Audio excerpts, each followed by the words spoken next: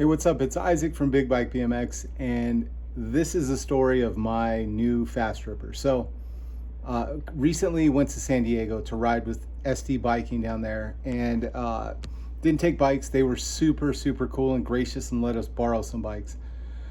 I rode a copper quad that Royer had, and then Bren, my wife, picked up the fast ripper, borrowed that. And obviously gears was a game changer for her. She loved it. Which gave me the opportunity to finally say, hey, I'm buying something for my wife that I wanted. So this is that opportunity. I had to jump on it. So scoured around the internet for a couple weeks, thinking about it, looking to see, man, are they even available? I got lucky and found a shop that had one. So went for it, pulled the trigger, bought it. It came super quick. They shipped UPS, so I was really stoked about that versus FedEx, because FedEx sometimes just takes a little bit longer and have some issues with the hub that's close to my house. A lot of bikes get stolen out of that specific hub. So UPS shipped it, got here quick, and then I put it together. It's a standard SE install, so it's handlebars, it has disc brakes. You put the disc brake, you put that on the front of the fork, you put that on, pedals, seat, that's it, really. So it's just a basic install, and it comes dialed. Me being me, I start messing with the gears. I've never owned a geared bike. So I knew enough to be dangerous, and I knew enough to undial my bike. I still rode it for a couple hours before it got hot and started raining, because it's summer in Phoenix and it rains every night because of monsoons. So rode it a couple hours. The next day just took it down to the bike shop and had Shaun dial it. So you'll see that. And then I was stoked, man. We had some guests from Elk Grove Bike Life showed up. Frank did, and Frank and his daughter. So they're in the video too. So take a look and watch Shaun make fun of me for trying to dial, and you'll see I ask a bunch of questions because I've never owned a geared bike. So hopefully this helps you if you get a geared bike, either the Duro or this new fast ripper, if it has the same derailleur, the SRAM derailleur that the fast ripper in 2021 does, the root rear brown black sparkle one. So anyway, enjoy this, have fun, talk to you soon.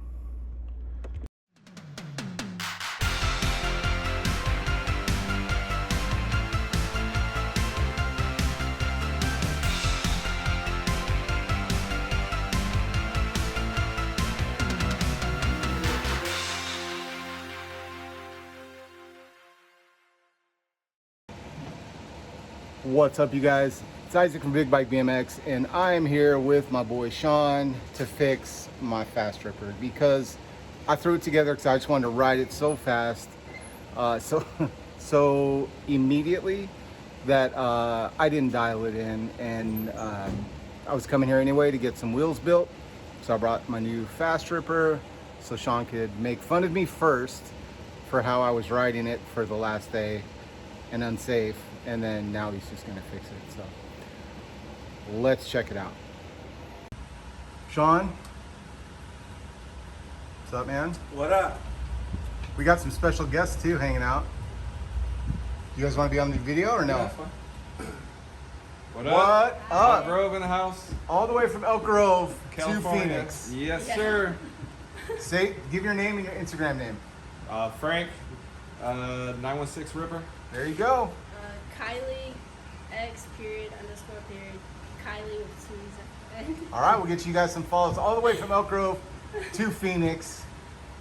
I'm gonna try and get that girl's number later, and then we're gonna work on my fast ripper. So we'll be right back. All right, Shaun, I just watched you tighten up my chainring bolts. I never thought of that. So this is a brand new fast ripper out of the box. I built it at my house like a scrub just because I wanted to get it riding. I know the front brake was grinding, wasn't centered, all that stuff. So brand new bike out of the box, what do you do? And then second question is gonna be, because it's a fast ripper, what do you do differently? But let's start, I just opened it. Basically, any bike out of the box, I mean, I check even whatever's all I've been done anyway, just to make sure everything's torqued correctly. doesn't matter if it's a faster, whatever bike it is, they come 3/4 of the way put together. It's never a bad idea just to double check torque specs. Okay. Sometimes, you know, crank bolts that we kind of know, they'll come super tight. Some of them have been loose. And this is what he was talking. This is what I'm talking about. He basically went through and just checked those. So that made me grab my phone. But just everything out of the box. I mean, I'm gonna, you know, double check these. You know, as far as, you know, even the hanger on the fast ripper for the derailleur. I'm gonna pull your dork disc off once I get it tuned correctly. I need that, right? No, maybe you do, because it's a dork disc. What does that do? Tell me, because So- everyone has that. So basically, what this is that this typically clamps here and sits here, so that way, if your derailleur's not set up correctly, as far as the limit screws, when you're shifting up, if the limit screws aren't set, what'll happen is that the chain derailleur will go will off. throw it over into throw- here. Okay, and that this makes sense. plastic keeps the chain off of your spokes. Okay.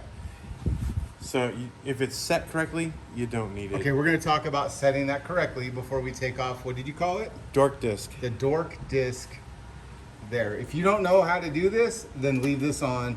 No one's going to make fun of you except for Shaun. will. Except for Shaun. I will not, because I don't want your shit flying off, because it's an expensive bike.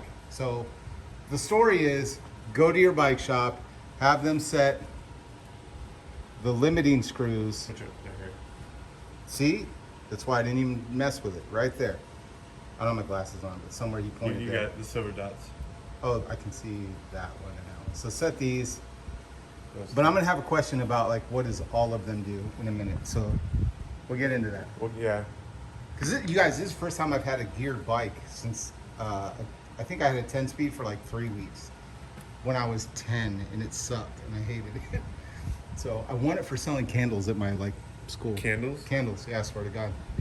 That was what we did in the 80s. I was gonna say candy bars, but No, it was a fundraiser for my school. I sold candles, and I won a blue 10-speed bike. yeah. Yeah, rode it for about 3 weeks, and then I think I gave it to my friend Was Lewis. it a Schwinn Varsity? No, it wasn't even. It was like a no name.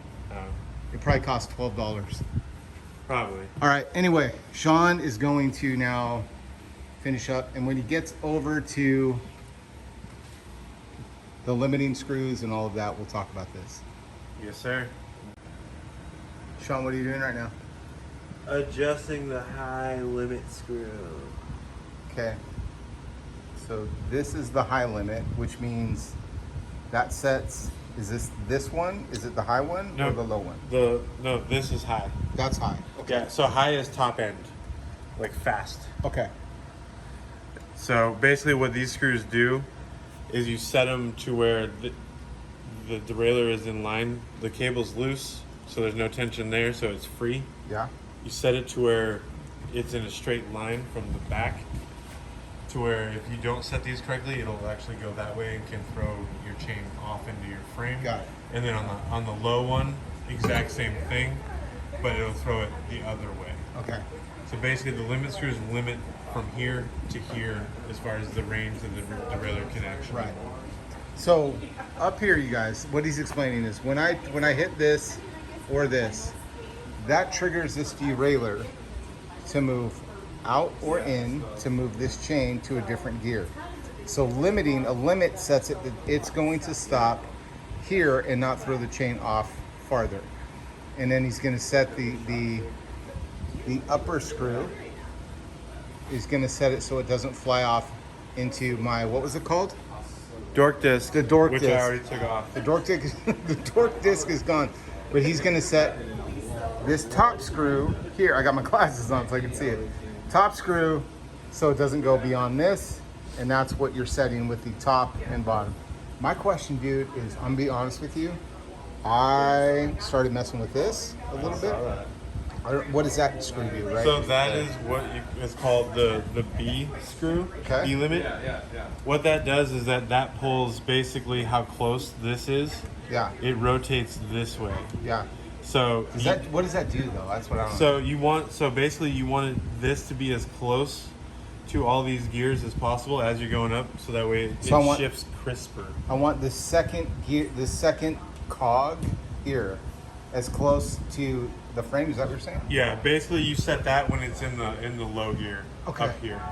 Okay. So that way you want it as close to possible as clearing all of these, because otherwise when it gets too far out, you get basically the closer it is when you shift, because it pulls your chain side to side. Yeah.